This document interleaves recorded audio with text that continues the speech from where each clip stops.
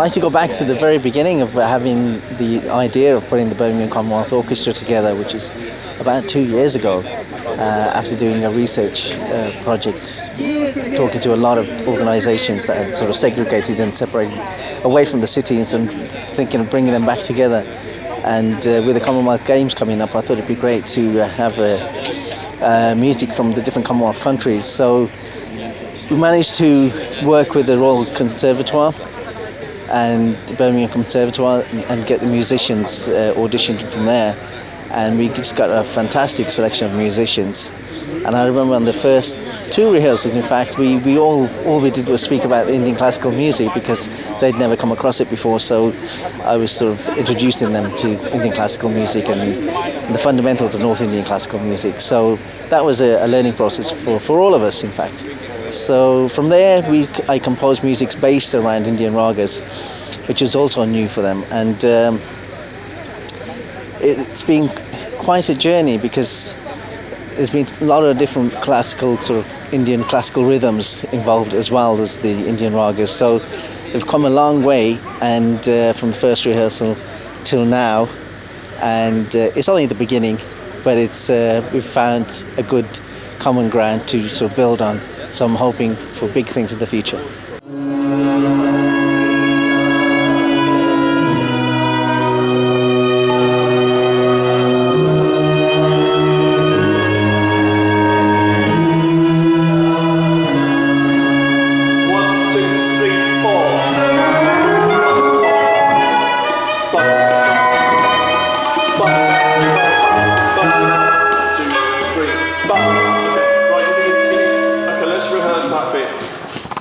So if you don't play for a moment, Pritam, because you need to hear this rhythm.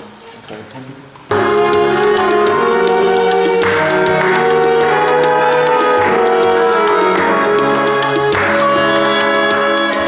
For me, I don't get many opportunities playing anything other than classical music, so I thought it'd be a good opportunity to expand my repertoire, learn a bit about other types of music, because that is really what I want to do in the future. And for me, it's like because I just came to this country, like I spent whole my life in Taiwan before, so I just like want to get to know some new friends, and then also like playing something apart from classical music. Yeah, so I'm thinking like, oh, maybe I can apply. I think there's such an attraction to what this project is, in terms of it's bringing people from all these diverse backgrounds together and forming something that's kind of at the heart of the Commonwealth in itself as well. And this is the ideal opportunity to be doing it when you've got all these nationalities in one city trying to celebrate togetherness, and that's exactly what we've been doing these past 10 weeks. I think the Commonwealth Orchestra does have a place in Birmingham because Birmingham is such a diverse city. Yeah. It just fits in perfectly. I mean, Pritam and Kate are based here, and it wouldn't be here without them. And it's definitely brought me to different parts of Birmingham, like for this rehearsal. I don't come to Handsworth that much because I live in Edgbaston. So it's helping us explore Birmingham, and also where we're doing all the gigs and things like that. Absolutely. Yeah.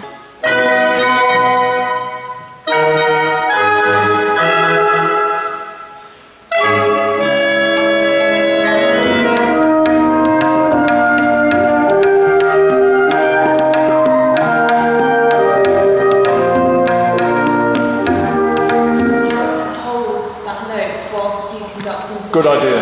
Yes, I mean, isn't there a pause? Yes. Yes, just hold it, So it's got to go straight in. Let's do that connection again from bar 80. So it's got to be quite healthy. Like that. 1, 2, 3, 4.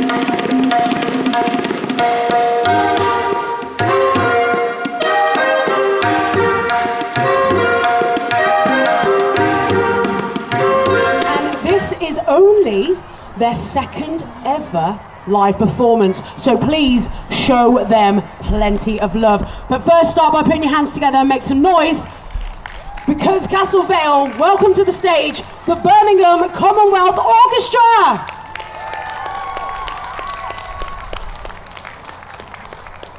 Thank you, Castle Vale. My name is Pritam, and we're delighted to be here in Castle Vale and open the Birmingham 2022 festival. And we're delighted to present such fine musicians. I'm really overwhelmed to be on stage with such fantastic musicians, which have formed the Birmingham Commonwealth Orchestra. You'll hear 3 new pieces that I've composed with the help and arrangement with the first 2 pieces with Kate Luxmore's at the back there, drinking water. And the third piece, it was arranged by Jan Steele, my good friend here on the right. So the 3 pieces will be, the first will be in Rag Durga. They're based around Indian classical ragas. The first is in Rag Durga, the second will be in Rag Bilaval, and the third, which will include the choir, is in Rag Jajavanti. So I hope you enjoy and the weather holds out. Thank you.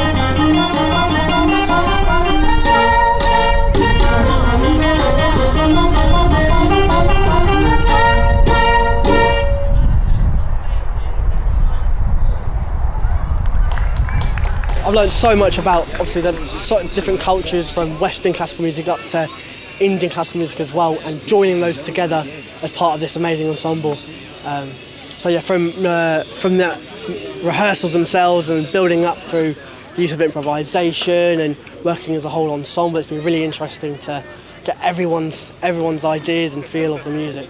It's been really great. I've really loved learning all the different things, kind of touching on what Helena just said as well, of like all just the different parts of Indian classical music that obviously is different from Western things. So like for me, for example, like the rhythmic aspects was something that I kind of, to begin with, struggled to get my head around because it's just a completely different way of thinking to like Western classical music. Since this process started, that I got more familiar with Indian classical music. I knew it before because in my bachelor degree, we do have contact with it. We do learn a few about some artists, some musicians. We do learn a few things, but not as in depth. But here, since I'm here and I'm familiar with this music, I've started to search more about it, to look for it, and to be more critical about what I find. This is interesting, that is interesting, and having a new way of looking at it. So I will definitely go to concerts. It's a different way of performing music. It's something that's quite a unique experience. I've never done anything with Indian classical music, so I thought that would be cool to do that. Like my kind of the conservatoire is very focused on Western music and things like that, so understandably, which I just wanted to learn something different about a new culture and things like that.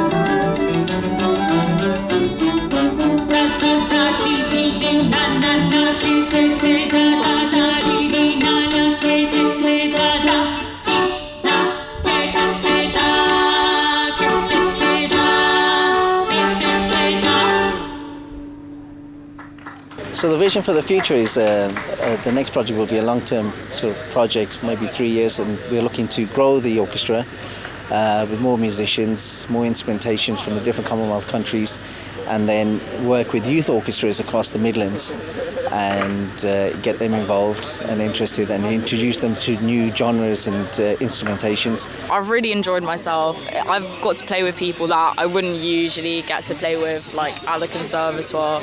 I've met some really nice people, like all age groups, all backgrounds, all here to do like the same thing. It's been really, really nice. Just heard a little bit music from like film before when I watch a film. Yeah. But I also like have like knowledge about Indian music, so I was also like excited, like I can join this project. Yeah, and then when I came here, I was like, it's really, really nice. Yeah. It's really different from like the music I learned before. Collaboration with Pritam and Kate, both of them have been so open, especially like for some of us, like myself, who have absolutely no knowledge or background in this. It was a case of just really being thrown into it, which I really appreciate. I think it's easiest when you don't have a chance to think about it if you just go for it. For me, the process, I found it really encouraging. Like Kate and Pritam were so encouraging, and like any improvisation we did it wasn't wrong, and I guess that's where the pieces came from. And I've just really enjoyed playing with new musicians, meeting new musicians, playing with a range of musicians, again in an ensemble that's not like one you play in every day. But I definitely think that the Commonwealth Orchestra does have a place in the Birmingham music scene. So I'm from Birmingham, and so like grown up here and born here, and completely echo what Linda said as well. Like it definitely has a place here because we are such a vibrant city. We are such a like culturally like diversity as well, and like I didn't see any project like this growing up, and I think if I did, it would have maybe made me realize that I could do it a bit more, and it would have introduced me to like a wider range of music and things like that. Like I did have Indian classical music and things like that at home anyway, but it would have just to be able to see it performed live is a different experience altogether.